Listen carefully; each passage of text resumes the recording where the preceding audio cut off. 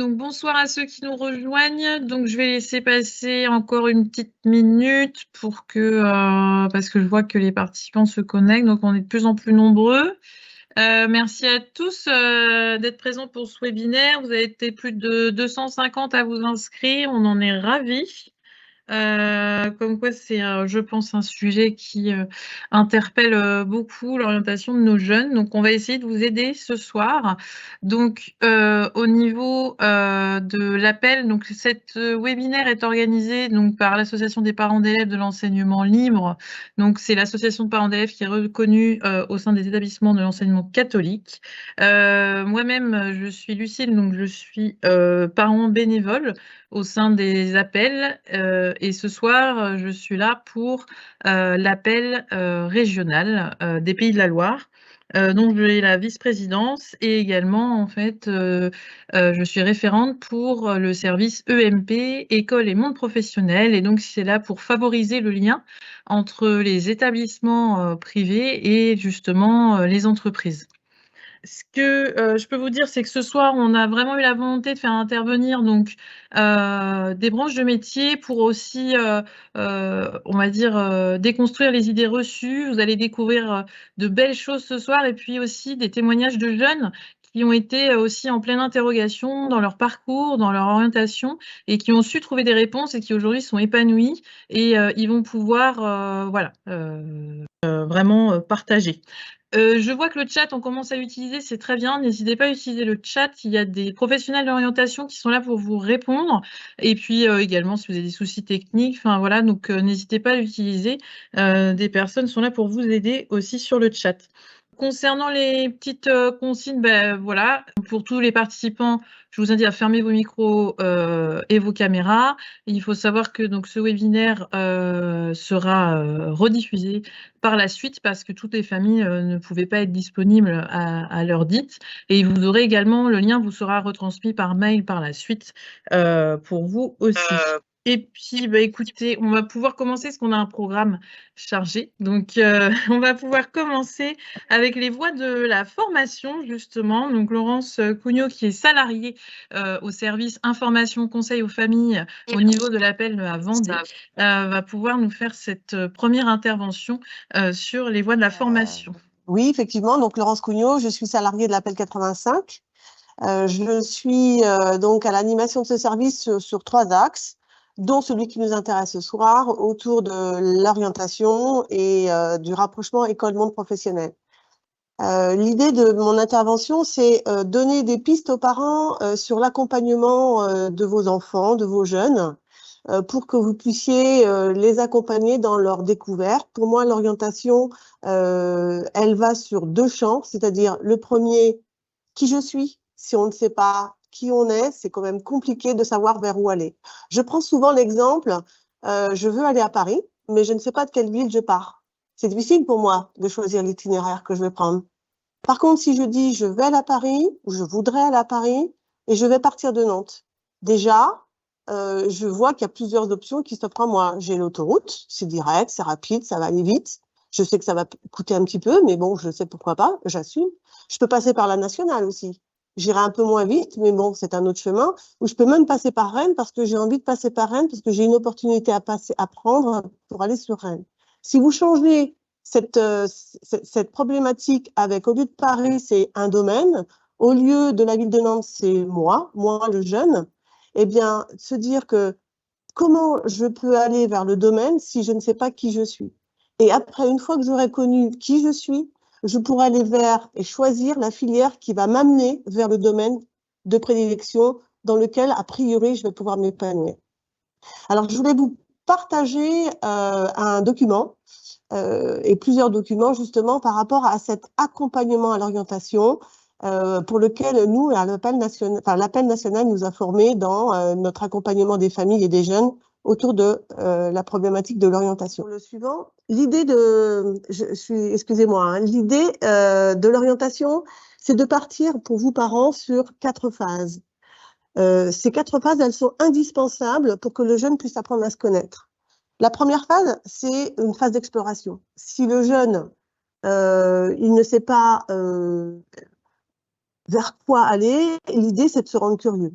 Donc, explorer, c'est se rendre curieux, c'est ne pas être trop réaliste, c'est partir vers le champ des possibles, tout simplement, et d'aller voir quel domaine, sur ce domaine-là ou un autre, qu'est-ce qu'on y fait, comment ça se passe, est-ce que ça pourrait m'intéresser ou pas. Donc, cette idée-là, c'est ouvrir sa curiosité. Ah, merci. Alors, pourquoi vous l'avez, vous? C'est moi qui le... Ah, ok. Oui, est-ce que je te l'avais transmis? Oui. Ouais, ok, merci. Donc, cette première phase d'exploration, c'est une étape donc, qui fait appel à l'imaginaire et qui n'exige pas d'être tout simplement réaliste. Alors, bien sûr, quand on explore, il faut en même temps analyser la chose, parce que si on ne fait que de regarder et si on ne lit pas et on n'essaie pas de comprendre le contenu, ça sera compliqué. Donc, la deuxième phase de l'orientation pour apprendre à se connaître, c'est analyser le contenu. C'est donc faire le tri des découvertes, c'est organiser donc les informations, c'est tenter de repérer des liens avec ce que j'aime, ce que je n'aime pas. Donc, c'est une étape qui permet de se confronter aussi à sa connaissance et à sa capacité. C'est de se dire, est-ce que ça me plaît? Oui ou non? Non, je laisse. Oui, je creuse. Est-ce que ça correspond à mes aspirations? Est-ce que ça correspond à mes valeurs? Est-ce que ça correspond aussi à des traits de personnalité? Est-ce que les compétences requises dans ce domaine-là, eh bien, moi, je les fais déjà valoir sur autre chose. Donc, 2, on analyse. Ensuite, une fois qu'on a exploré, analysé et qu'on a gardé tout ce qu'on aime, l'idée, c'est de prioriser, classer, hiérarchiser par rapport à ses goûts. C'est aussi confronter son réel et puis essayer d'évaluer quelle est la capacité de réussite ou malheureusement d'échec que cette thématique-là ou cette filière-là malheureusement se confronterait à moi. C'est une étape qui est difficile parce qu'à un moment donné, on est obligé de renoncer. Mais on renonce en connaissance de cause et non pas par pile ou face ou par on verra. J'irai et on verra. C'est rarement positif de fonctionner comme ça.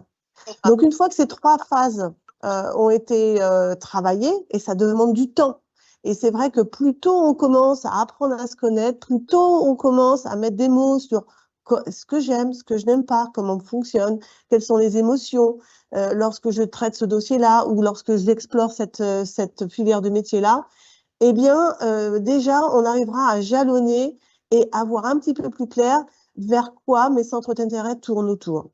C'est pour ça qu'en phase 4, lorsqu'on aurait matière à confirmer, à concrétiser, pardon, eh bien, j'y verrai plus clair. Voilà, moi, j'ai plutôt le plaisir d'aider les autres, par exemple. J'ai des qualités personnelles autour de l'empathie, autour de prendre soin, etc. Alors, je vais peut-être explorer les métiers autour de la personne, autour de la relation, tout ce qui est autour de vivre ensemble, avec peut-être tout dépendra également du public que j'aimerais également confronter, pour qu'ensuite je dis voilà, eh bien moi je fonctionne comme ça. La filière de formation qui me correspond, elle va être plutôt dans ce domaine-là. Alors ça sera plus clair pour moi. Sur la salle suivante, je voulais proposer aux familles le fameux schéma pour rentrer dans le vif du sujet une fois que cette phase de connaissance de soi se met en route, de montrer que après la troisième, et je sais aussi que ce soir sont avec nous des parents d'élèves de 4e, donc ça peut être intéressant aussi déjà de se confronter à ce schéma-là, c'est de se dire que après la classe de 3e, ou même à la fin de la classe de la 4e, je peux éventuellement déjà réfléchir à quelle voie de formation je vais plutôt me destiner. Les voies, elles sont lesquelles? Il y en a 3. La voie professionnelle, la voie générale et la voie technologique. La voie professionnelle, on le verra tout à l'heure, et chacune de ces 3 voies, elles ont leurs particularités, elles ont une pédagogie bien à elles, et chacune de ces voies correspondra à un profil d'élève. Quand je parlais tout à l'heure des élèves qui sont éventuellement en 4e, il y a éventuellement la possibilité aussi, dans les lycées qui le proposent, de partir vers une voie qui s'appelle la prépa métier.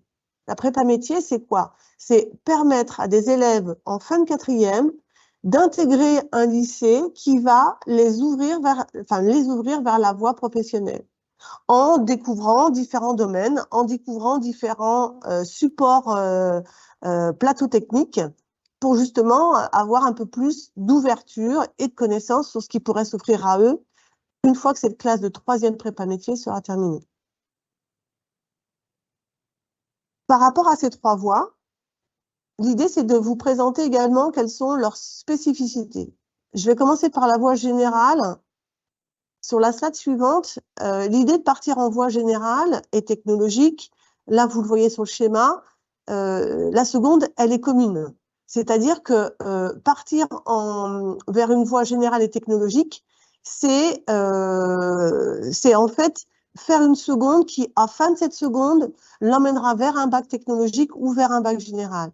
Mais choisir l'une de ces trois filières, c'est comme je l'ai marqué sur ma slide, hein, c'est trois façons d'étudier, c'est trois façons de vivre l'école, c'est trois façons d'être élève.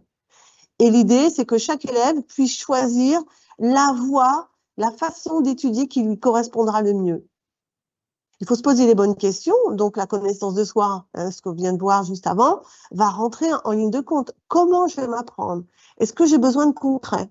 Est-ce que j'ai besoin d'expérimenter, de faire? Est-ce que j'ai besoin de toucher, de travailler de mes mains et de comprendre par le corps pour apprendre? Ou est-ce que les schémas théoriques et les représentations très généralistes, eh bien, je les maîtrise et je comprends à quoi ça pourra me servir demain? Donc, s'informer à l'orientation, c'est se connaître et s'informer sur les pédagogies alternatives de chaque forme de bac qui se présente à moi à la fin de cette troisième.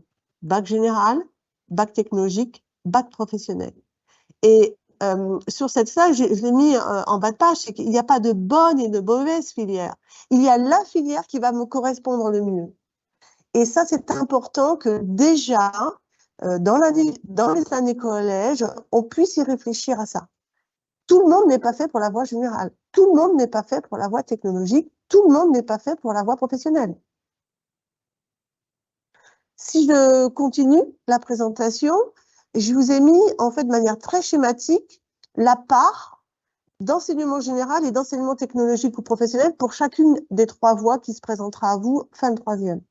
C'est pour montrer que dans chacune des voies, l'enseignement général, il y sera présent, en lien avec le thème professionnel si vous partez vers une voie professionnelle, en lien avec le thème technologique si vous prenez vers une voie technologique, et de manière beaucoup plus générale et abstraite sur la voie générale. Mais en tous les cas, penser aller vers une voie pro pour plus faire de maths, de français, d'histoire et d'anglais, c'est se tromper. Oui, il y aura nécessairement au moins ces matières-là, à minima, hein, pour justement avoir toujours cette connaissance, cette culture générale, quel que soit le domaine dans lequel vous allez pouvoir vous épanouir.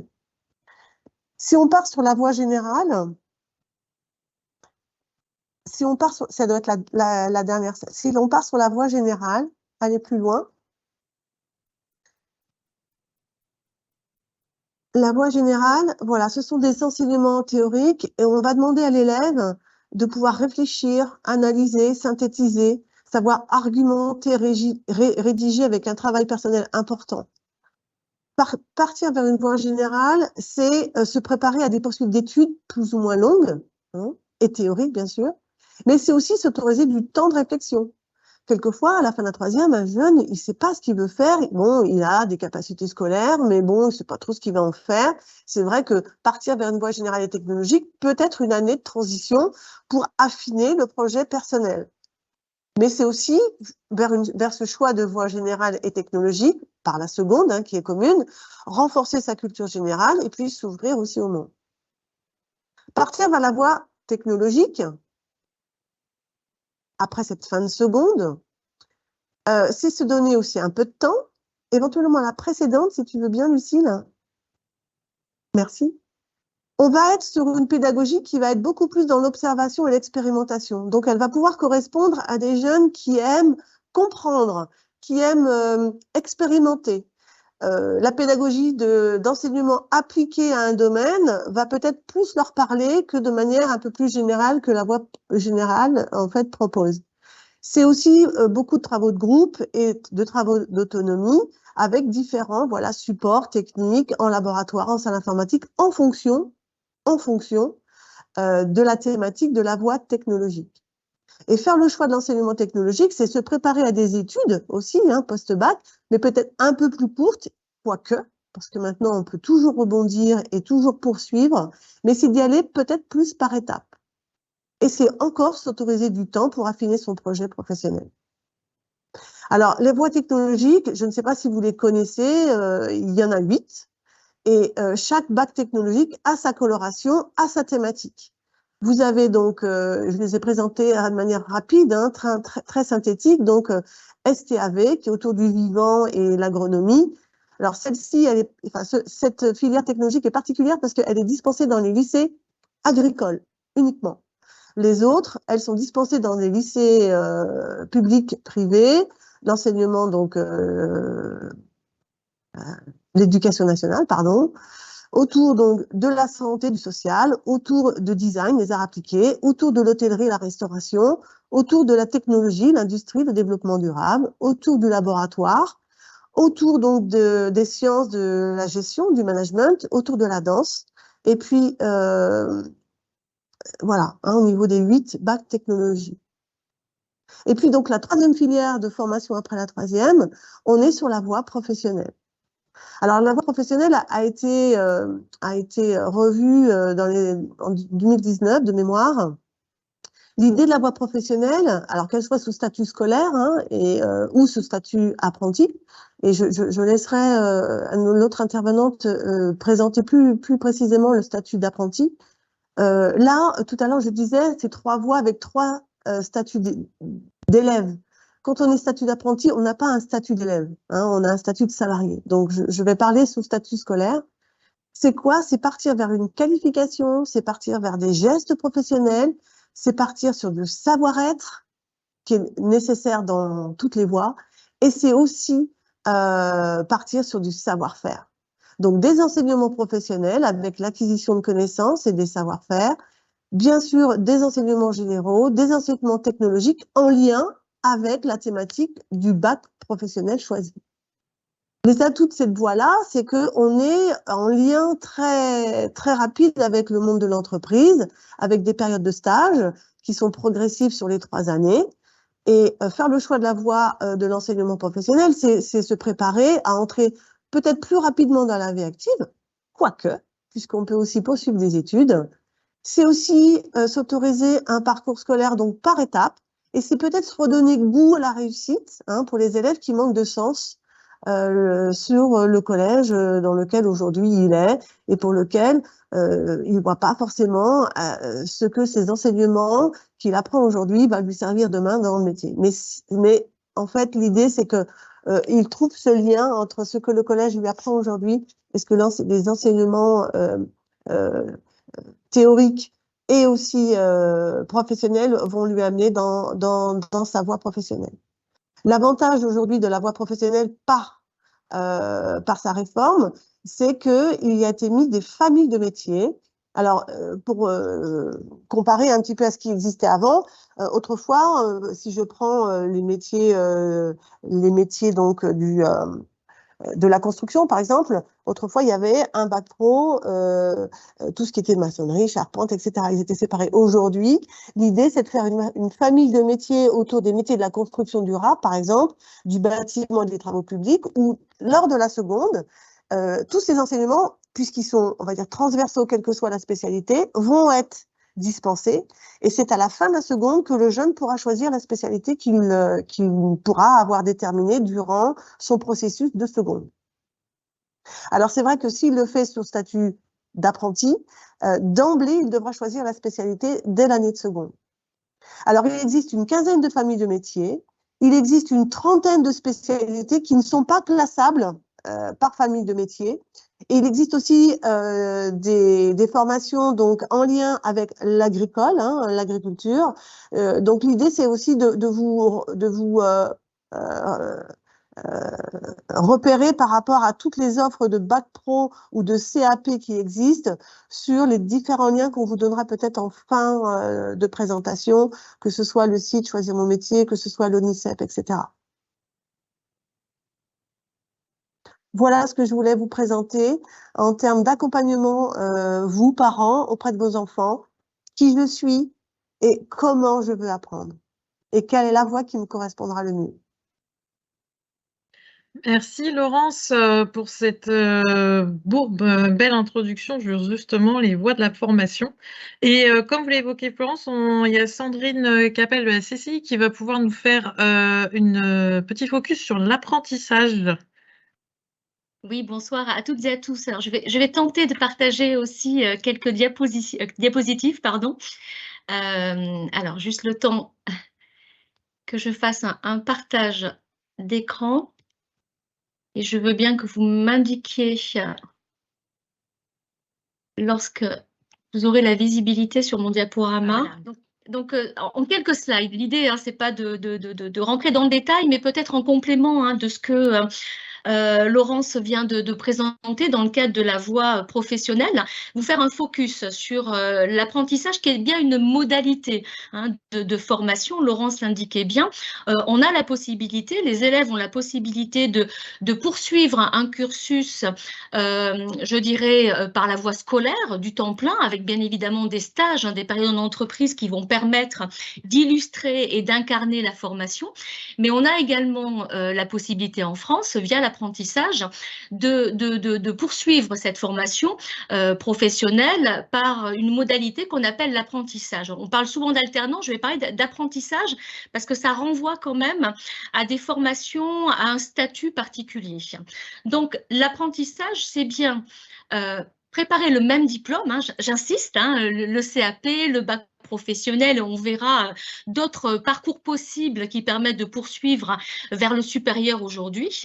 Mais en même temps qu'on va préparer ce diplôme, on va aussi, grâce à un formateur important, un deuxième formateur qui est l'entreprise, commencer à préparer un métier. Parce qu'effectivement, cette modalité permet, comme dans une formation classique, d'engranger des connaissances, de pouvoir effectivement bénéficier d'enseignements dans des formations, et ça a bien été dit, c'est important de le redire, en apprentissage et également de l'enseignement dit général. On continue à avoir du français, des maths, de l'histoire. Quand on le peut appliquer, puisqu'effectivement, l'enjeu, c'est aussi de faire du lien entre des enseignements, par exemple, de français et de maths appliqués à un métier.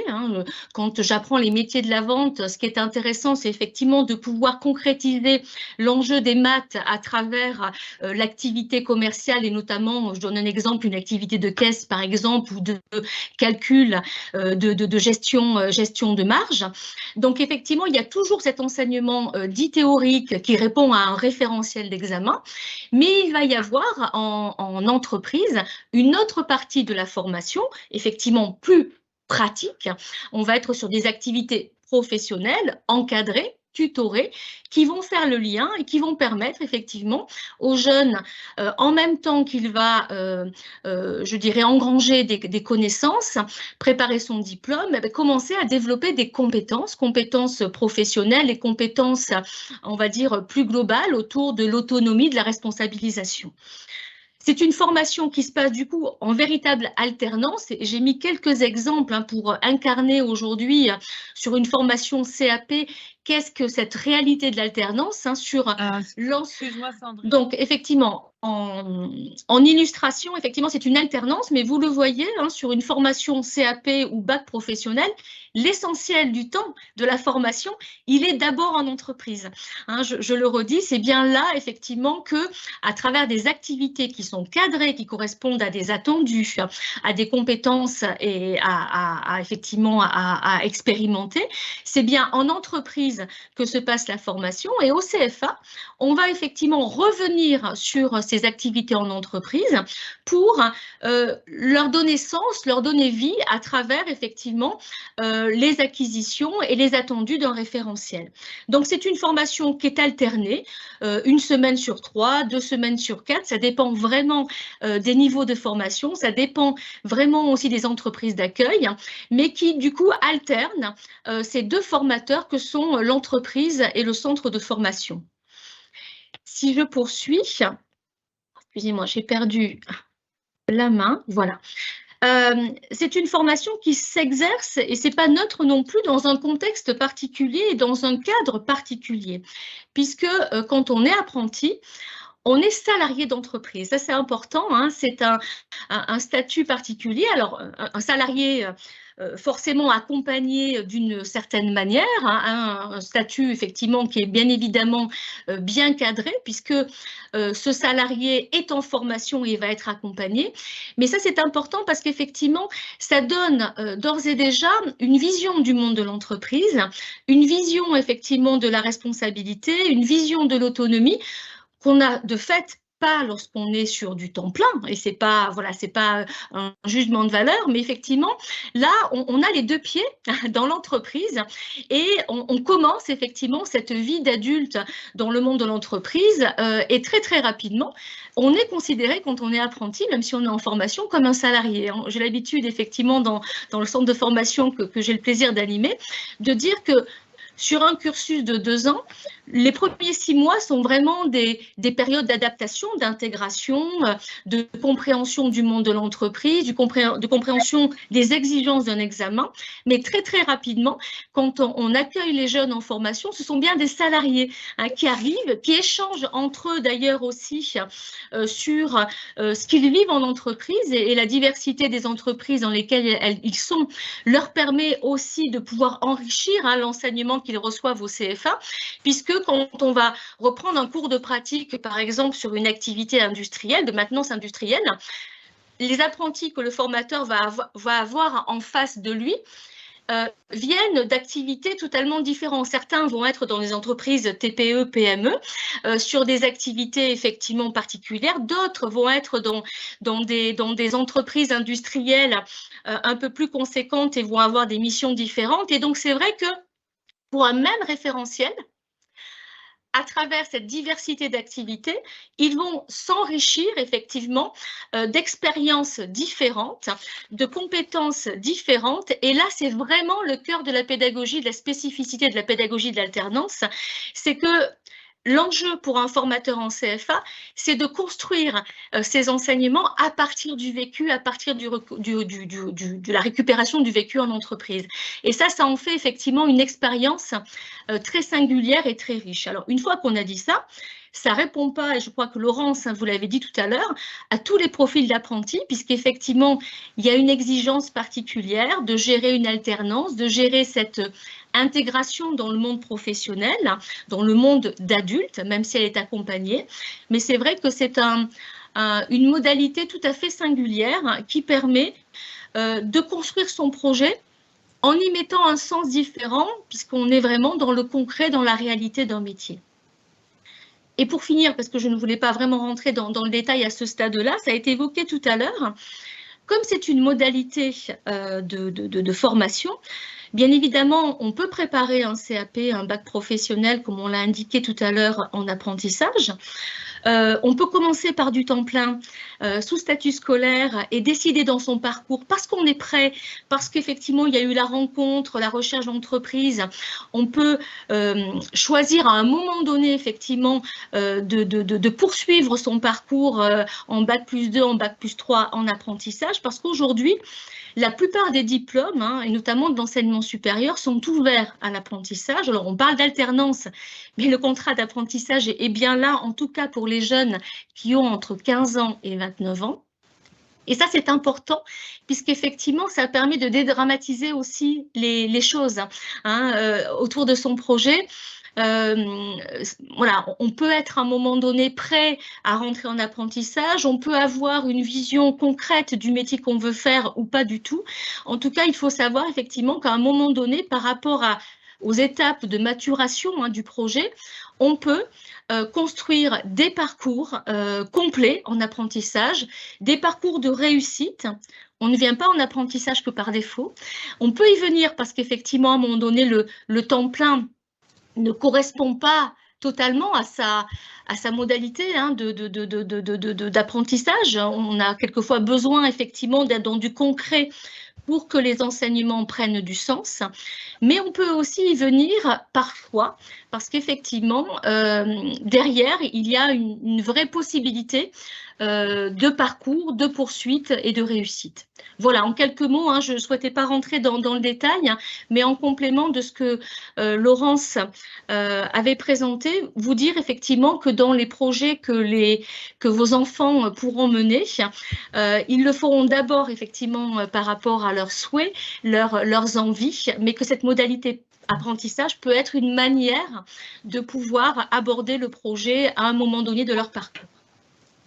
Merci Sandrine pour ce bel éclairage. Je vous propose qu'on commence tout de suite nos voyages dans les différentes branches de métiers. On va commencer par les métiers de l'énergie avec Jean-François Dévelé d'EDF. Donc, je vous laisse la parole, Jean-François. Bonjour Lucie, est-ce que vous m'entendez? Très bien. Est-ce que vous me voyez? Et oui.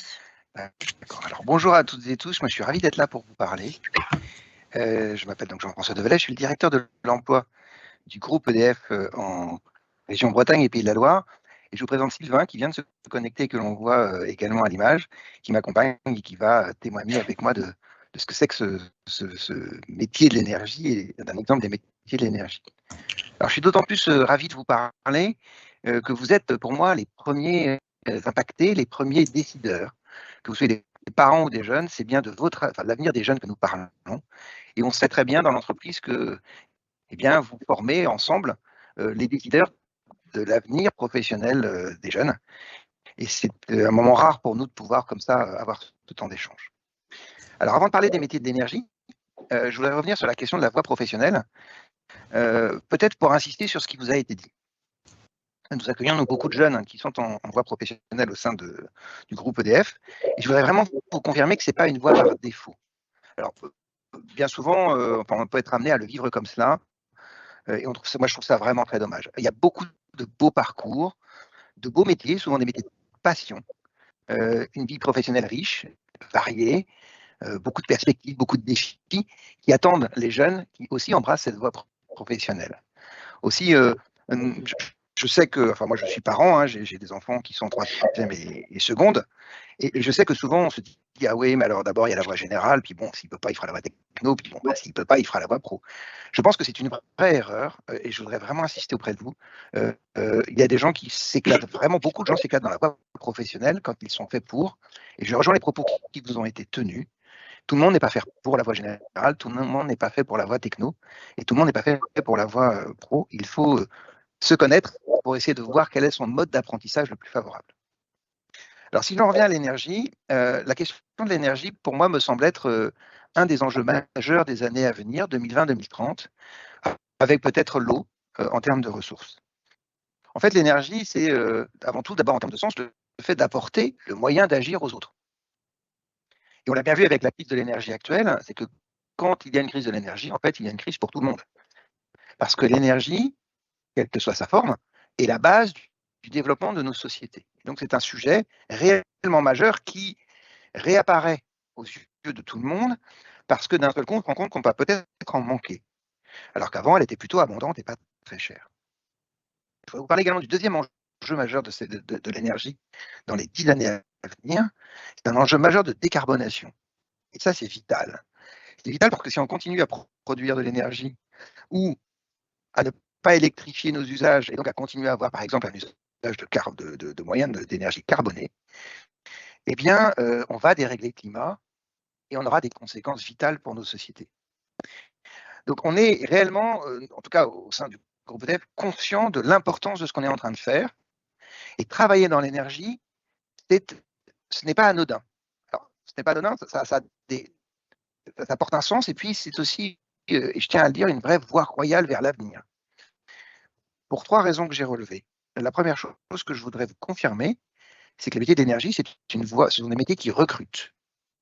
En Bretagne et Pays de Loire, où nous avons peu d'ouvrages énergétiques sur le territoire, je dois chaque jour, en 2023, embaucher 3 salariés. Voilà, qui vont rejoindre le groupe EDF. Pour le groupe EDF, dans cette année et dans les années à venir, peut-être 10 ans encore, nous allons devoir recruter entre 10 et 15 000 personnes par an. Et donc, il y a énormément de travail à trouver dans les métiers de l'énergie. Ensuite, je voudrais dire que ce sont des métiers d'avenir. Aujourd'hui, quand un jeune rentre dans l'entreprise, on lui confirme qu'il a au moins 30 ans de travail devant lui assuré. Nous avons à construire des réacteurs nucléaires, à maintenir les anciens réacteurs, à développer nos réseaux électriques, à développer les énergies renouvelables, à développer les services énergétiques, ou par exemple le travail Sylvain qui va témoigner tout à l'heure. Et donc il y a dans chacun des secteurs de l'énergie énormément de travail parce qu'il y a de plus en plus, un, de besoins énergétiques et deux, de transition énergétique à assurer vers des moyens décarbonés. Enfin, peut-être un sujet dont on ne parle pas assez souvent, c'est que ce sont des métiers rémunérateurs. Alors, je voudrais vous donner un ordre d'idée de ce qu'on fait dans le sein du groupe EDF, parce que c'est des données publiques et que c'est absolument pas secret. Quand quelqu'un rentre chez nous à EDF, pardon, pas dans le groupe, mais à EDF, quand quelqu'un rentre chez nous avec un bac, il gagne autour de 24 kg par an, donc 24 000 € par an. Quand il entre avec un bac plus 3, il est plutôt autour de 30-31 000 €. Et quand il a un bac plus 5, il est entre 37 et 45 000 € par an. Voilà, pour que vous ayez une idée des salaires par rapport à vos référents. Et ça, c'est le salaire d'entrée. Alors, je voudrais juste, avant de laisser Sylvain témoigner, vous dire que les métiers de l'énergie sont des métiers avec quelques particularités que je voudrais soulever avec vous. La première particularité que je relève, c'est que ce sont des métiers de carrière, c'est-à-dire des métiers au temps long. En fait, on reste dans l'énergie. Par exemple, à EDF, on a un taux de démission inférieur à 5 pour 1000. Donc, on a très, très peu de gens qui partent. Et heureusement, parce qu'en fait, quand on rentre dans ces métiers, on forge son expertise avec le temps. On se forme tout au long de la vie. On évolue avec les techniques, qui elles-mêmes évoluent avec les enjeux. On parle de décarbonation aujourd'hui. Il y a 10 ans, on n'en parlait pas autant. Et ce sont des métiers où on peut entrer en CAP, en bac pro, en BTS, en licence, en master, et des métiers où on est invité à progresser.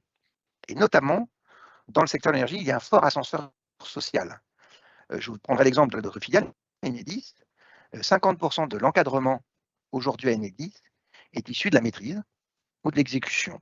Donc, ce sont des gens qui se sont formés, qui ont appris par l'expérience sur le terrain et qui finissent leur carrière dans des postes d'encadrement. Ensuite, je voudrais vous confirmer que ce sont des métiers très variés.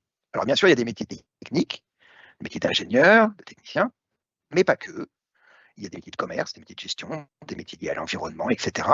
Au sein du groupe EDF, nous avons plus de 230 métiers différents que nous proposons à nos collaborateurs. Et vous voyez bien qu'avec 230 métiers, eh bien, on peut en changer en cours de carrière. C'est d'ailleurs l'intérêt des grands groupes, et c'est de pouvoir avoir des carrières qui sont variées. Sylvain nous expliquera, même si ce n'est pas encore à l'intérieur du groupe, la variété de sa carrière et les chemins qu'il a suivis. Ce sont des métiers qui peuvent très facilement passer par l'alternance dont on vient de vous parler. Sachez que 1% des alternants en France sont alternants dans le groupe EDF, donc nous accueillons souvent des alternants. Et cette alternance, moi, je vous confirme que ça favorise des modes d'apprentissage pour des jeunes qui sont moins académiques dans leur approche. On y apprend effectivement un savoir-faire, du savoir-être, et je rajouterai une dimension, c'est que par l'alternance, on apprend un contexte professionnel. C'est-à-dire qu'on connaît une entreprise dans son contexte. Et ça, personne d'autre ne peut l'avoir que l'alternant qui a vécu pendant 1 an, 2 ans, parfois plus, dans un secteur comme par exemple le secteur de l'énergie.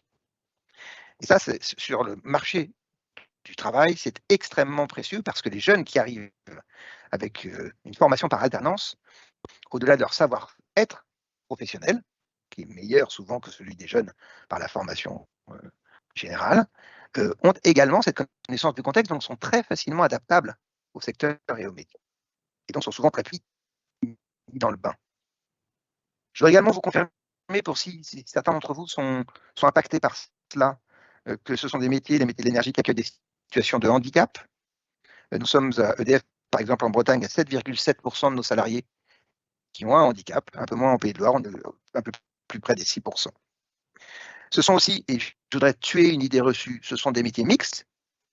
il y a 28% de femmes à EDF et nous voulons aller beaucoup plus loin puisque nous voulons atteindre jusqu'à 40% de jeunes femmes à EDF. Et je dois dire, alors je sais que souvent les jeunes filles, quand je les rencontre dans les établissements scolaires, n'ont pas tellement envie d'aller vers ces métiers dits de l'industrie ou technique. Je vous confirme que, en tout cas, l'industrie, que l'énergie est tout à fait prêt à vous accueillir et met toutes les conditions pour que vous soyez parfaitement bien accueillis et intégrés dans ces métiers qui sont, dans l'inconscient collectif, plutôt genrés masculins. Ce ne sont pas nécessairement des métiers qui nécessitent un bagage technique. J'ai en tête une salariée de Framatome. Framatome, c'est une usine qui se trouve à Paimboeuf, en Loire-Atlantique. C'est une usine qui fabrique des tubes dans un matériau particulier qui s'appelle le zirconium. C'est une usine de métallurgie. Et ces tubes de zirconium contiennent les pastilles d'uranium dans les centrales nucléaires. Donc, c'est ce qu'on appelle des crayons qui composent le cœur du réacteur. Eh bien, cette dame, quand j'ai été la voir pour visiter l'usine, son métier, c'est qu'elle fait du contrôle qualité. Et avec son doigt, parce qu'elle a un toucher particulièrement sensible, et son œil, elle vérifie, c'est le contrôle final de la qualité du tube de zirconium pour s'assurer au toucher, à l'œil, qu'il n'a pas de défaut et qu'il est parfaitement étanche et sans fissure. Et vous voyez, pour faire ça, et c'est vraiment précieux, parce qu'imaginez qu'on laisse une fissure sur un tube de zirconium, ça pourrait provoquer des problèmes. Eh bien, pour faire cela, elle n'a pas besoin d'un bagage technique. Enfin, ce sont des métiers que l'on peut rejoindre à tout moment de sa vie professionnelle, pas nécessairement juste après être sorti d'école. C'est pour ça que j'ai proposé à Sylvain de témoigner, puisque lui-même a fait un bac pro et un BTS par alternance, mais pas immédiatement quand il était très jeune. Il a fait une reconversion professionnelle et je vais le laisser expliquer son parcours. Bonjour. Est-ce qu'on m'entend? Très bien, Sylvain. Moi, je t'entends très bien. Oui. Donc, bonjour, Sylvain Bollet. Donc, on m'a demandé de témoigner, donc je vais vous faire profiter de mon témoignage. Donc, j'ai 35 ans. Moi, je suis en reconversion professionnelle. J'étais auparavant infirmier, puis responsable de service dans la fonction publique hospitalière. J'ai quitté la fonction publique hospitalière pour une reconversion professionnelle. Donc, j'ai pu passer un bac pro TISEC, technicien en installation des systèmes énergétiques et climatiques de mon propre chef. Et j'ai pu apprendre le fait qu'on puisse avoir accès aux études supérieures par le biais de l'alternance. Financé par une entreprise. Donc moi, je suis chez Dalkia, qui est une filiale d'EDF. Donc c'est avantageux dans le sens où ça te permet d'avoir une autonomie financière pour avoir accès aux études, ce qui n'est pas toujours évident. Et il faut savoir que du coup, ça permet d'avoir accès aux études supérieures, puisque derrière, il y a encore la licence, il y a encore le master, il y a encore l'école d'ingénieur, et tout ça par le biais de l'alternance. Donc, je vais répéter certainement ce que beaucoup de personnes ont dit, mais avec une insertion professionnelle sur terrain, donc aussi des connaissances pratiques et théoriques. Je ne sais pas ce que je peux trop rajouter là-dessus. Voilà, maintenant, moi, je pense que c'est quand même avantageux pour un jeune d'avoir accès à des formations par ce type de biais, puisqu'ils peuvent avoir justement des connaissances sur le terrain et s'insérer sur une entreprise. Et pourquoi pas s'acclimater aussi dans une entreprise dans laquelle ils pourront continuer par la suite, c'est-à-dire être dans un milieu de confiance, si ça se passe bien durant leurs études, et d'avoir de se faciliter l'insertion professionnelle finalement. Très bien. Voilà. Merci pour ce beau témoignage. C'est toujours très parlant. Donc n'hésitez pas, on est nombreux ce soir. Donc si vous avez des questions, n'hésitez pas dans le chat, on pourra aussi les relayer. Mais merci pour ce beau voyage dans les métiers de l'énergie, parce qu'on a appris et on a, je pense, déconstruit pas mal d'idées.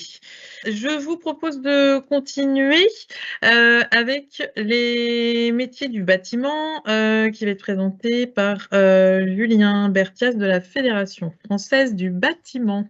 Bien, bonjour. Donc Julien Mertiaz, donc Fédération française du bâtiment de Maine-et-Loire, donc le secrétaire général.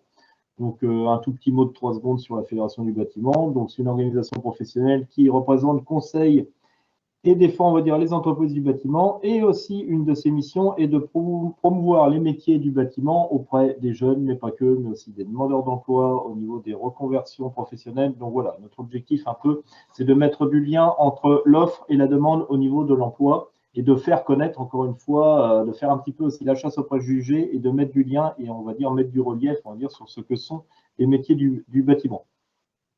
Je vais commencer par une présentation très rapide et très large donc, du secteur du bâtiment pour vous dresser un petit peu le portrait de ce que représente le secteur. Donc, on a à peu près en France 410 000 entreprises, c'est 1 500 000 actifs. Dans le Maine-et-Loire, on est à peu près à 2300 entreprises du bâtiment qui représentent 15 600 salariés. C'est vous dire un petit peu l'hétérogénéité, on va dire, de la taille et des secteurs d'activité du bâtiment. Quand on parle du bâtiment, de quoi parle-t-on quand on parle des métiers du bâtiment, de quoi parle-t-on? Alors déjà, on va chasser le mot métier. Il n'y a pas un métier, mais il y a plusieurs métiers en un.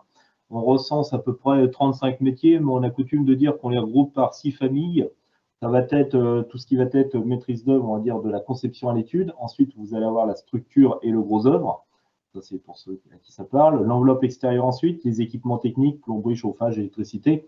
Et enfin, on va terminer normalement par les finitions et les aménagements qui font également partie du bâtiment. Au sein du secteur du bâtiment, eh bien, on a tous les postes possibles. On va partir donc du compagnon jusqu'au chef d'entreprise en passant par des métiers donc, de chargé d'affaires, de compagnons, de salariés, de direction et d'encadrement et de commercial. Donc, on a pléthore de métiers. Donc, aujourd'hui, moi, je vais plutôt me focaliser un petit peu sur les valeurs qui vont animer le secteur du bâtiment, indépendamment des métiers en tant que tels. Ce qu'il faut savoir, c'est que le métier du bâtiment, c'est un métier à la dimension où la dimension humaine est très forte. Pourquoi? Parce qu'en fin de compte, qu'est-ce qui fait la valeur ajoutée d'une entreprise du bâtiment? C'est l'homme. C'est l'homme. C'est notre seule valeur ajoutée. Donc nous, on n'est pas dépendant des machines, on n'est pas dépendant des choses diverses et variées. La seule préoccupation donc, du chef d'entreprise, ça va être les hommes qui composent son entreprise. Ce qui fait qu'il y a un lien social très fort qui est créé, donc on va dire, au sein de l'entreprise. Et c'est pour ça qu'on a la notion d'esprit d'équipe et d'esprit collectif qui est très fort au sein des secteurs du bâtiment. J'en reviens également à ce que disait mon collègue, enfin la personne qui est précédemment intervenue, c'est que dans le secteur du bâtiment, je pense qu'on est aussi un des seuls secteurs aussi qui dispose d'un ascenseur social, c'est-à-dire que on va commencer, on va dire, au bas de l'échelle en tant que compagnon, mais on a toute l'attitude dès l'instant qu'on est motivé de pouvoir passer chargé d'affaires, conducteur de travaux, et pourquoi pas, on en a des exemples à l'appel, de devenir son propre patron, si telle est la volonté de la personne. Tout est une question de motivation parce qu'on le voit au sein des métiers du bâtiment, on a une nécessaire évolution au cours de la vie professionnelle. Alors qu'elle soit dans une entreprise ou dans une autre entreprise, je pense qu'un jeune ou un demandeur d'emploi ou une personne en reconversion qui rentre dans le secteur du bâtiment, si elle reste dans la même boîte pendant 10-15 ans, je pense qu'elle va faire 4 à 5 fois à nouveau, elle va faire 4-5 fois, elle va changer de métier, on va dire 4-5 fois en interne, eu égard aux fortes évolutions dans le secteur. On le voit, c'est pour ça que j'aime bien aussi casser un petit peu les préjugés. On parle toujours donc de pénibilité. Voilà. Donc il faut savoir qu'il y a eu énormément d'évolution, voire une révolution dans le secteur du bâtiment. Et il y a eu du travail de fait sur le port de charges lourdes, sur tout ce qui est maintenance, sur tout ce qui est engin de levage et autres. Maintenant, on va dire ça inonde les chantiers. Et quand vous allez sur un chantier, on va parler de gros chantiers, mais il ne faut pas que des gros chantiers, vous allez sur des créations, donc, comme il y a eu il n'y a pas très longtemps. Je m'appelle Maxime Terninck, j'ai 27 ans et je suis en reconversion professionnelle en CAP au CFA du BTP à Angers, en alternance chez Petitot. Je suis 2 semaines en entreprise et 1 semaine à l'école. À l'école, c'est une formation générale classique avec des cours à l'atelier où en même temps, dans les cours généraux, maths, français, anglais, sciences, toutes les matières qu'on va retrouver à l'école, et l'atelier, où on va en avoir à peu près une dizaine d'heures par semaine, et en plomberie, dans mon cas, on va apprendre à souder du cuivre, travailler de l'acier, et raccorder tout ça et mettre au propre. c'est vraiment top l'alternance. Pour un jeune, ça permet de découvrir le métier professionnel, tout en continuant à s'instruire à l'école. Et pour une reconversion, toujours avoir une rémunération à côté, même pour les jeunes, hein, avoir une rémunération de top. Et pouvoir apprendre et toujours avoir un pied dans le monde, dans la vie active. Alors le bâtiment avance avec son temps, effectivement, avec de nouveaux matériaux, plus solides et moins coûteux, et plus respectueux de l'environnement aussi, il faut le dire. Et ouais, ça évolue bien avec son temps. Le projet à l'avenir, du coup, c'est de finir mon CAP, déjà, en 2 ans. Une fois mon CAP est terminé, je vais pouvoir enchaîner sur un deuxième CAP, cette fois en 1 an, parce que j'aurai déjà validé toutes mes matières générales en chauffagiste. Et après, repartir sur un 3e CAP en électricien.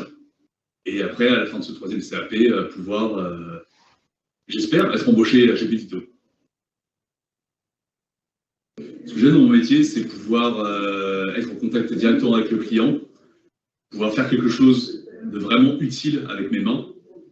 Et même le fait de se triturer un peu la tête pour essayer de où est-ce que je vais faire passer mes tuyaux, par où je vais pouvoir accrocher tous mes appareils sanitaires et avoir la satisfaction à la fin d'un travail bien fait, qui marche, et que le client soit content.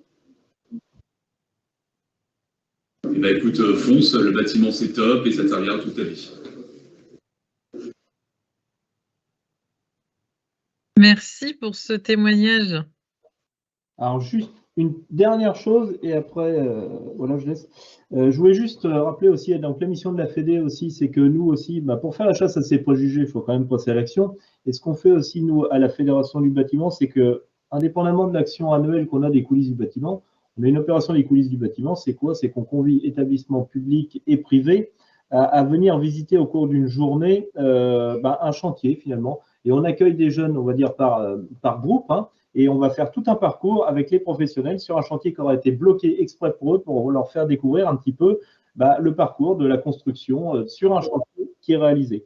Ensuite, ça c'est le premier stade. Le deuxième, c'est effectivement la possibilité, sur demande des chefs d'établissement, d'intervenir au sein des établissements dès l'instant qu'ils ont une école, des jeunes, des scolaires autres qui souhaitent connaître un petit peu les secteurs du bâtiment. Et bien, on a un binôme donc, de chefs d'entreprise et de permanents qui vont aller se déplacer concrètement pour aller faire une présentation in situ, chez vous, directement dans les établissements.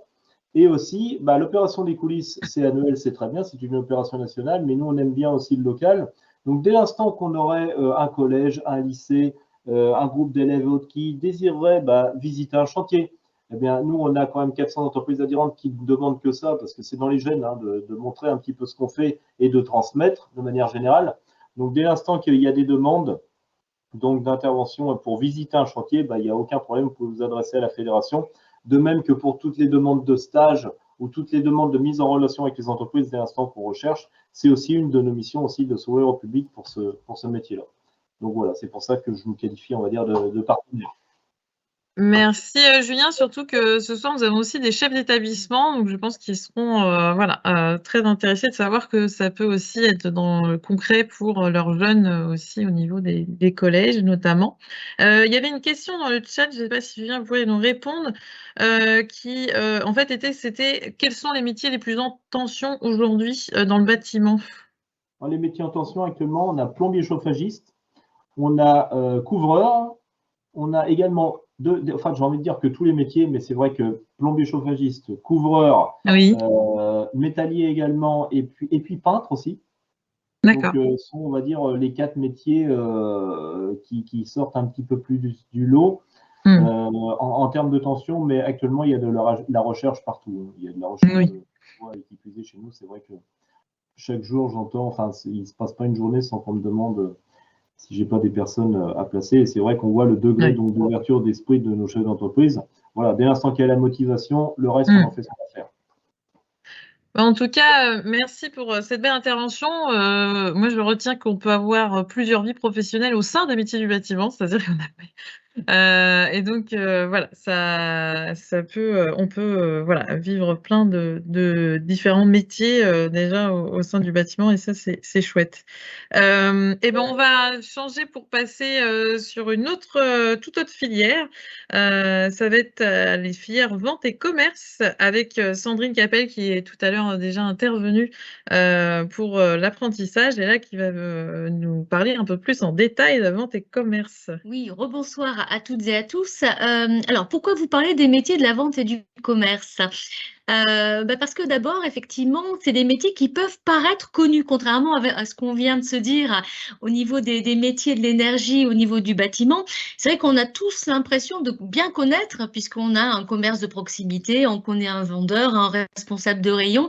Donc, on a l'impression, effectivement, de bien appréhender ces métiers, mais peut-être pas, justement, dans leur complétude, dans les domaines d'activité qu'ils embrassent et dans les parcours aussi qui aujourd'hui sont possibles pour pouvoir effectivement évoluer et construire un vrai projet.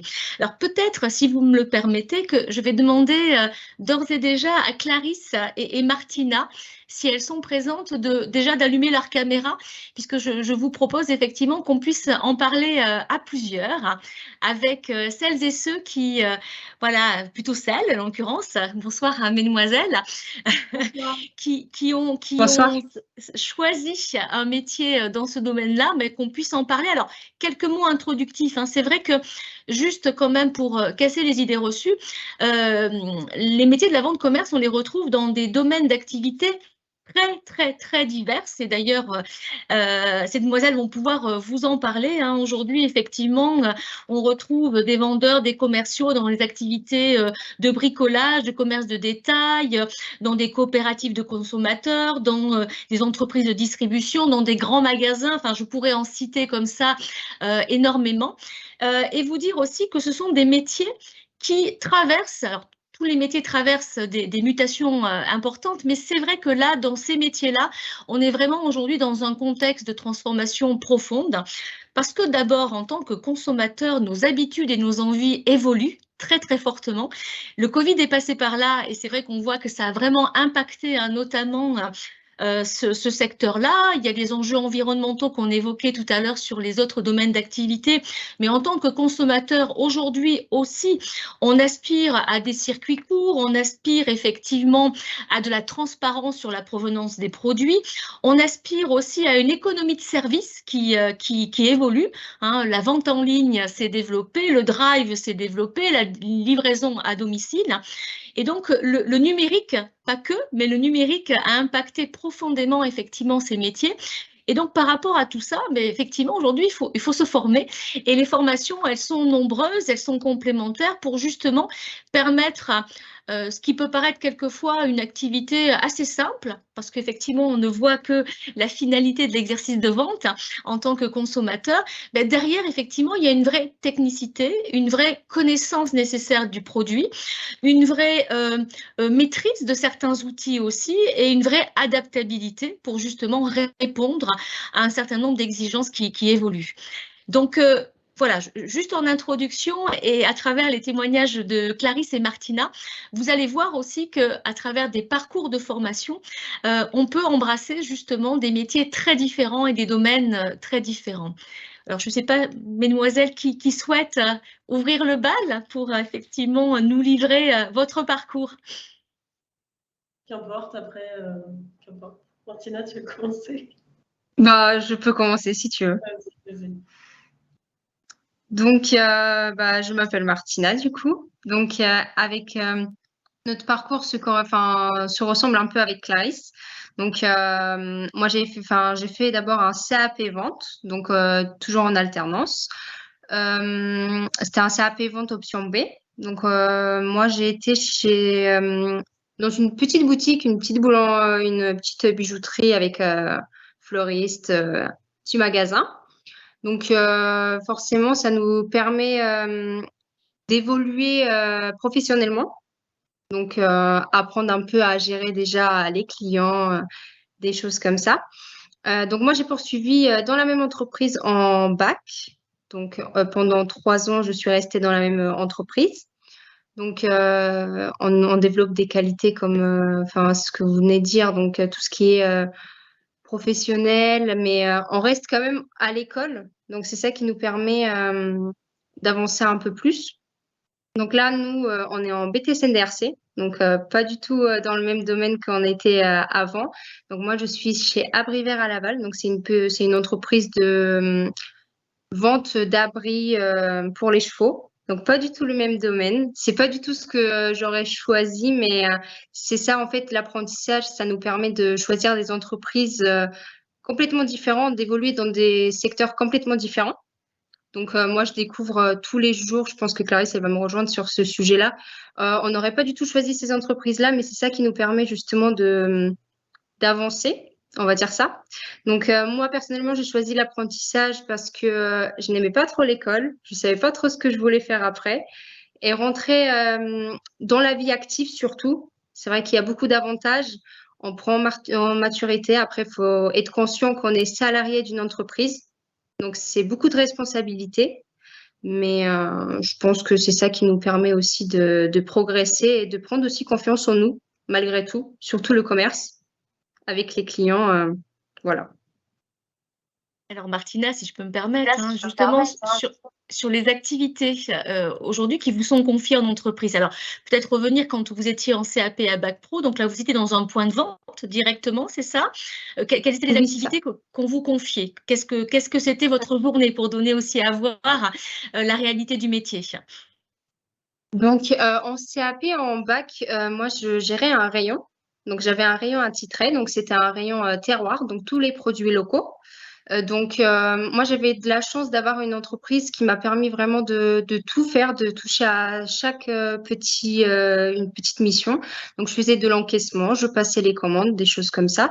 Je gérais vraiment le client de A à Z. Donc vraiment j'ai touché tous les missions, ce que je peux dire, dans l'entreprise. Donc, passage de commande surtout, qui m'a permis ce que je fais maintenant, ça m'a un peu aidé. Et du coup, là, je fais tout ce qui est des devis. Donc, devis par téléphone, par mail. Et négociation, surtout, vu que notre BTS ressemble à la négociation, surtout. Et en CAP également, je faisais tout ce qui est relation, enfin développer des nouveaux fournisseurs. Donc ça c'est un point vraiment très important parce que du coup par exemple maintenant en BTS je fais souvent justement on est ramené à souvent prospecter surtout. Donc voilà, c'était mes missions principales on va dire. De la relation client derrière, mais on voit bien effectivement de la préparation, de la gestion de rayon, de la commande, de la négociation, donc effectivement des compétences variées qu'il vous a fallu effectivement développer et apprendre au fur et à mesure. Le numérique dans des entreprises comme les vôtres, c'est quelque chose qui s'est développé, que vous avez vu au fil de votre parcours se renforcer? Surtout en CAP, donc justement avec cette entreprise-là, on gérait nos réseaux sociaux nous-mêmes. On n'avait pas de personnes qui étaient attitrées pour ce poste-là. Donc c'était vraiment une compétence qu'on a développée de A à Z. Donc c'est vrai que c'est pas mal. Dans cette entreprise que je suis aujourd'hui, on a quelqu'un qui s'occupe des réseaux sociaux. Mais c'est vrai que gérer le site internet, c'est une entreprise qui travaille que sur en ligne en fait. On a juste un site internet. Donc, on touche tout ce qui est justement site internet, amélioration, les réseaux sociaux aussi parfois, tout ce qui est blog et des petites missions à côté. Mais c'est vrai qu'il y a une personne qui gère principalement les réseaux sociaux, donc elle a sa place dans l'entreprise. Et j'imagine que quand on est en BTS, il y a une prise d'initiative effectivement plus importante. Aujourd'hui, concrètement, qu'est-ce que vous pensez apporter à l'entreprise? Donc, c'est vrai qu'en BTS, déjà, quand on postule, c'est vrai qu'on a directement cette pression, on va dire, qu'on n'a pas en CAP et en bac. Parce que c'est vrai qu'en CAP et en bac, on est vraiment accompagné. En BTS, on doit être autonome et l'entreprise compte sur les missions qu'on peut améliorer, on va dire, dans l'entreprise. Donc, moi, ça va être surtout rechercher des nouveaux fournisseurs. Donc, ça va être mes missions principales, justement. Et gérer tout le transport de A à Z. On vient de changer de logiciel et de site Internet. Donc, on apporte tout. Enfin, vu que je viens d'arriver dans l'entreprise, on a une nouvelle, on va dire, une nouvelle vision. Quelqu'un qui vient d'arriver dans une entreprise, c'est vrai qu'on voit plus des petits détails qui peuvent aider un client à passer commande. Parce que des petits bugs sur le site ou des photos qui sont pas très claires, c'est vrai que souvent, la personne, elle enlève, elle commande pas. Ça lui porte pas, enfin, on n'a pas la confiance dans le site, quoi. Donc, toutes les petites choses comme ça, en fait, l'entreprise, elle compte sur nous pour qu'on puisse justement aider les clients à justement connaître l'entreprise, voilà. Pour effectivement voilà, aller plus loin, élargir votre témoignage, vous vous projetez comment après votre BTS? Donc, moi, après mon BTS, c'est vrai que là, pour le moment, je suis ouverte à tout, mais c'est vrai que j'aimerais bien être dans la branche de la banque.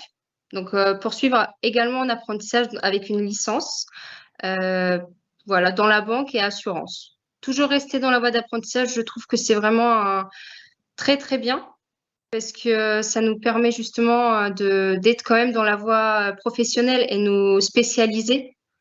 Et les entreprises, ils aiment vraiment ça sur un CV, voir qu'on a déjà des compétences développées et qu'on a déjà un pied dans le professionnel. Une maturité professionnelle qui se voit. Merci, Martina. Merci. Clarisse, en complémentarité, voilà, votre témoignage, effectivement, est différent, même si le cursus pourrait être voilà, similaire. Il y a des ressemblances, mais il est un petit peu différent. Moi, après la troisième, je ne savais pas du tout quoi faire. Je ne me voyais pas continuer les études en général parce que ce n'était pas du tout ce que j'appréciais. Même si je savais que je devais continuer et que c'est ce que je voulais faire, je ne me voyais pas rester à l'école tout le temps. Donc après la troisième, j'ai fait un CAP qui revient au service aux personnes et en vente dans une MFR. Donc moi, je suis en Mayenne, donc à la MFR de Saint-Berthevin, où en fait, sur un mois de cursus, je faisais 3 semaines de stage et 1 semaine à l'école. Donc ça m'a permis sur 2 ans de découvrir plein d'entreprises dans plein de secteurs différents, donc autant la petite enfance, les personnes âgées, et du coup j'ai aussi appris et connu le secteur de la vente. Et donc c'est plutôt ce secteur-là qui m'intéressait. Donc j'ai fait un CAP en 1 an au sein de la CCI du coup à Laval, que j'ai validé. Et donc là, comme le cursus professionnel m'allait très bien en faisant des stages, j'ai été directement en apprentissage, donc dès le CAP. Donc là, j'étais dans une grande surface.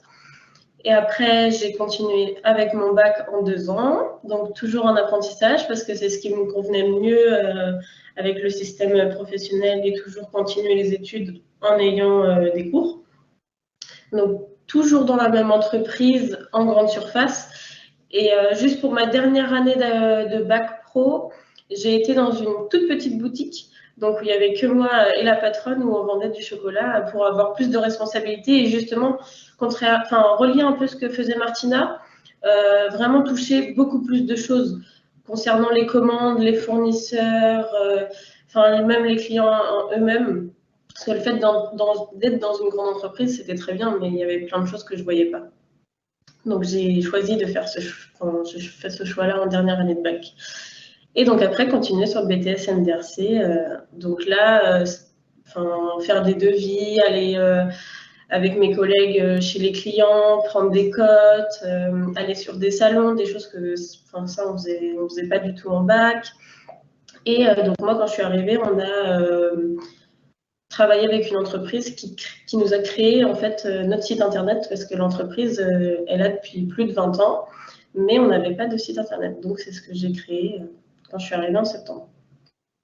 Mais je ne crois pas que vous avez précisé justement l'entreprise dans laquelle vous êtes en BTS. Donc moi je suis chez l'entreprise Malines, à Mêlée-du-Maine.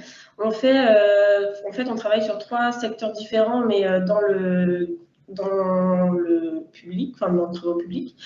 On fait de la menuiserie, donc autant intérieur que extérieur avec des pergolas et des vérandas. Et on travaille aussi sur la cuisine et l'agencement intérieur. Donc vraiment très divers et varié, mais surtout ce qui relie à l'habitat en fait. Et donc là, concrètement, aujourd'hui, vos missions dans cette entreprise? Déjà, moi, je suis pas sur un secteur en particulier. Par exemple, je ne suis pas que sur la cuisine, je fais vraiment les deux secteurs, donc le secteur de la menuiserie et le secteur de la cuisine. Comme ça permet de voir vraiment deux choses complètement différentes, mais avec des technicités très très importantes.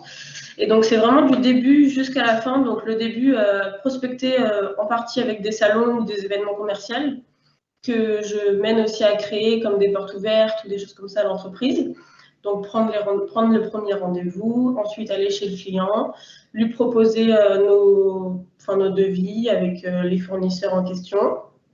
Et puis après, aller aussi avec les personnes de notre équipe qui posent nos produits et aller jusqu'à la finalisation, faire le fin de chantier en disant voilà, est-ce que tout s'est bien passé, est-ce que vous auriez des recommandations à faire, et aussi les photos de nos réalisations pour agrémenter notre site internet.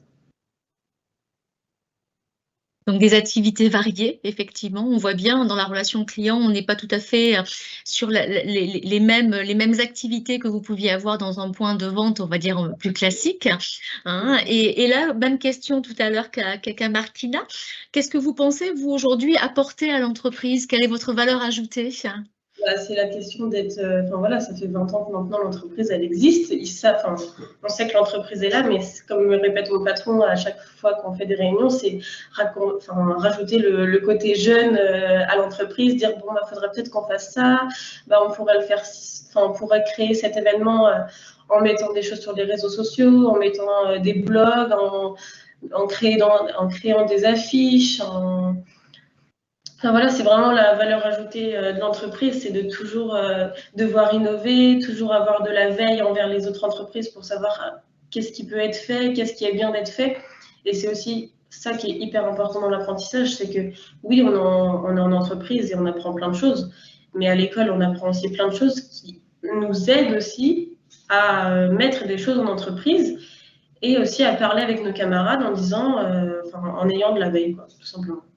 En ayant de la veille qu'on apprend à mettre plein de choses dans l'entreprise en place. Tout à fait, vous avez raison de le souligner. Derrière, voilà, il y a une technicité, il y a des outils, il y a des démarches, il y a de la méthode, voilà, il y a toute une méthodologie qui aussi est une valeur ajoutée pour l'entreprise, qui a pu, et dans son développement, ça permet aussi d'initier de nouvelles opportunités. Et Clarisse, votre projet après le BTS, est-ce que vous y pensez déjà, j'imagine? Moi, j'y pense un petit peu. Dans quelle voie, je ne saurais pas forcément le dire parce que c'est encore un peu flou pour moi, mais en tout cas, ce que je ferais, c'est que je continuerai mes études en apprentissage toujours.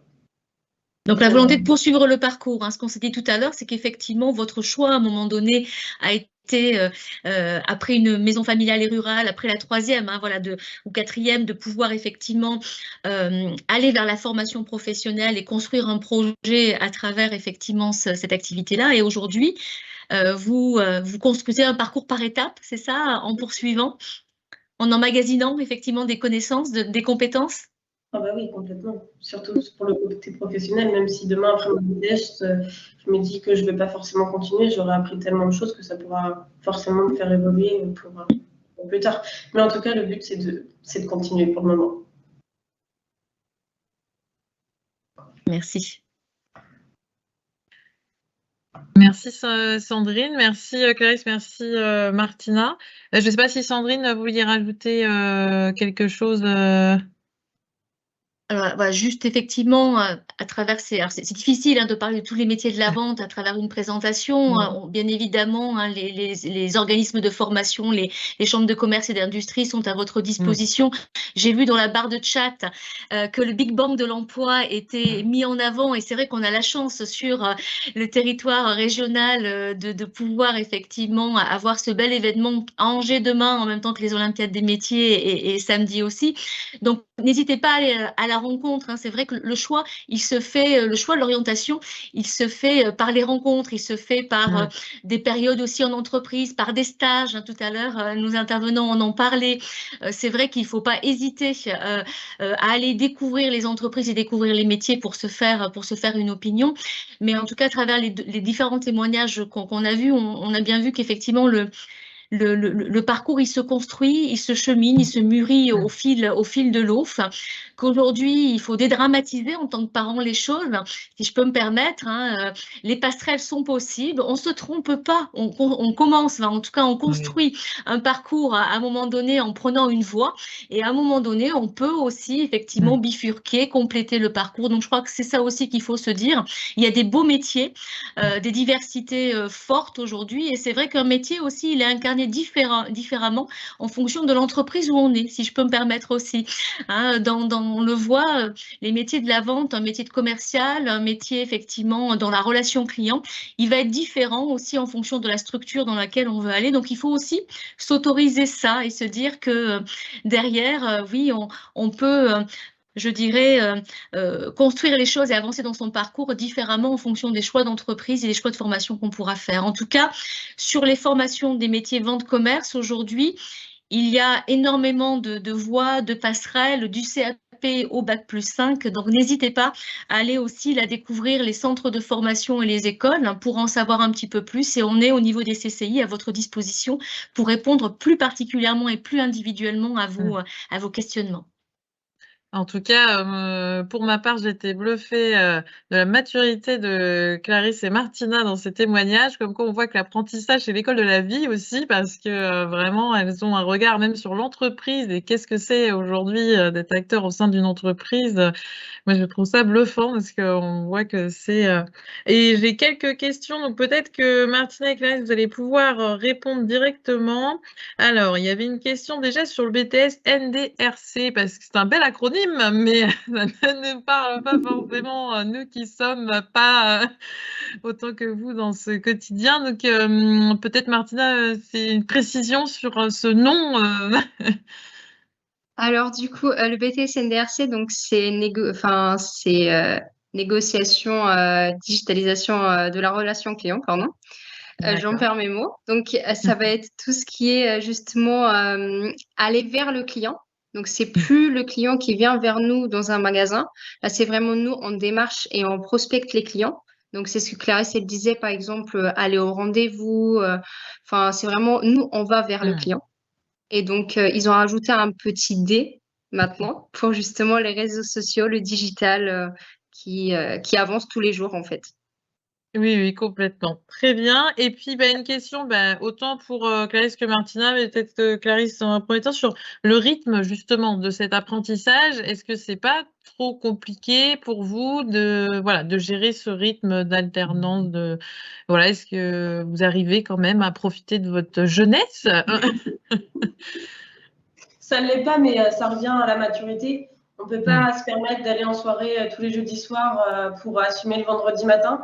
Certaines personnes, malheureusement, ça viendra dans le cours de leur vie, n'en sont pas capables. Donc, il y a aussi certaines personnes qui préfèrent faire le même cursus que nous, mais en étant en initiale. Nous, ça fait du coup maintenant plus de 4 ans qu'on est en apprentissage, donc ça, c'est des choses qu'on a développées au fur et à mesure. Mais forcément que c'est pas toujours facile, surtout quand on rentre dans une nouvelle entreprise. Il faut apprendre comment ça fonctionne, se entendre avec nos nouveaux collègues, avec les patrons et toutes les règles qui s'en suivent. Mais il faut s'en donner les moyens. Je considère que si on veut vraiment quelque chose et qu'on veut continuer plus tard et qu'on veut y arriver, il faut s'en donner les moyens. Il y a forcément des concessions à faire à un moment donné.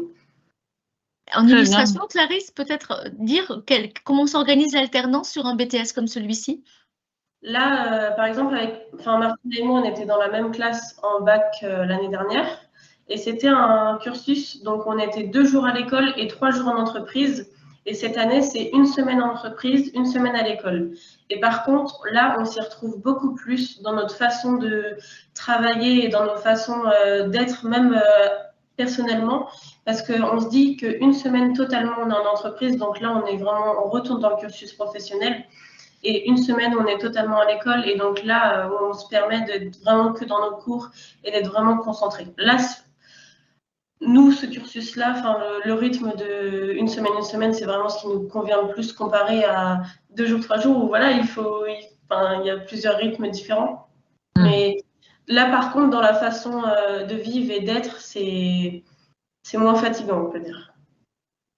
Très bien. Eh bien, merci à vous pour tous ces beaux témoignages sur justement cette filière vente et commerce. Et en effet, comme l'a dit Sandrine, je pense qu'on a une fois de plus découvert qu'il y avait plusieurs métiers dans cette branche et aussi plusieurs façons de l'exercer et que ça ne cesse d'évoluer. Donc, il y a de l'avenir également. On va pouvoir passer à la dernière filière de métier, celle qui va sûrement déconstruire le plus d'idées, c'est celui de la métallurgie.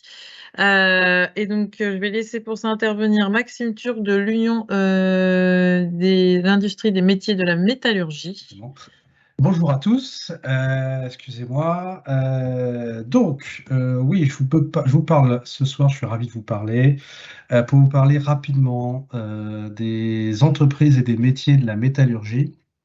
Donc moi, je représente en région Pays de la Loire l'UIMM, donc l'Union des industries et des métiers de la métallurgie, qui représente l'ensemble des entreprises de la métallurgie du territoire.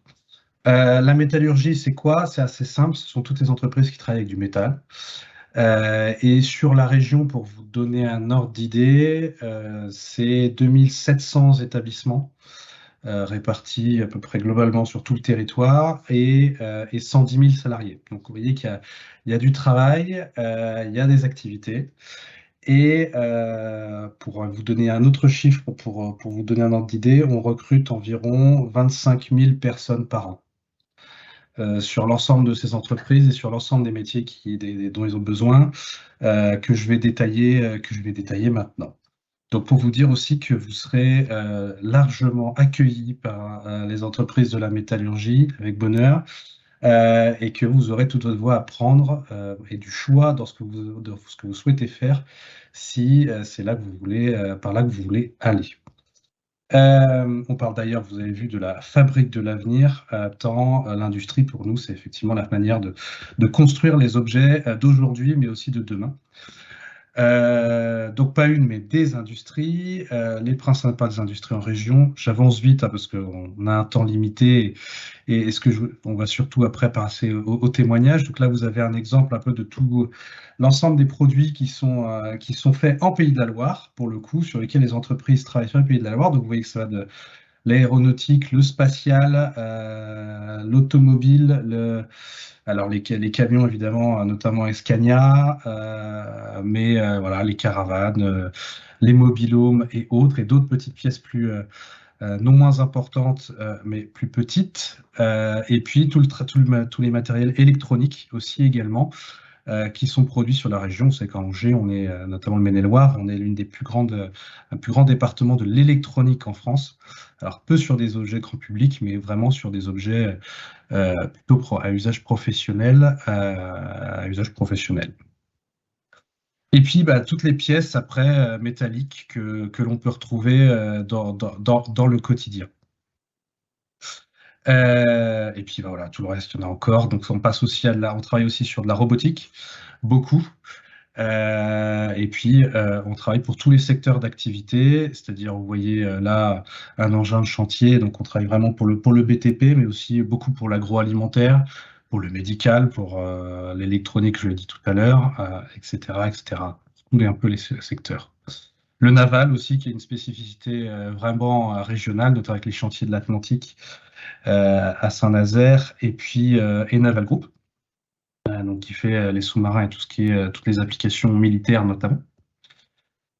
Et puis voilà, vous voyez qu'il y a aussi des prothèses de genoux et autres.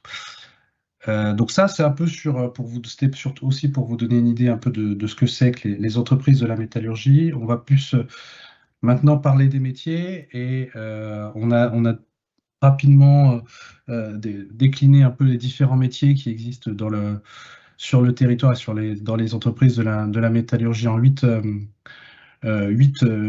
filières différentes. Ce que je vous propose, c'est que j'ai une petite vidéo qui montre des images un peu rapidement des métiers que je vais vous partager maintenant. Et puis juste après, je vais passer la parole à Patricio qui est là avec moi, normalement, qui doit être dans le coin et avec qui on échangera et qui nous parlera un peu de son parcours dans les métallurgies. Alors, je mets le son. Hop. Est-ce que tout le monde, normalement, tout le monde doit voir ça?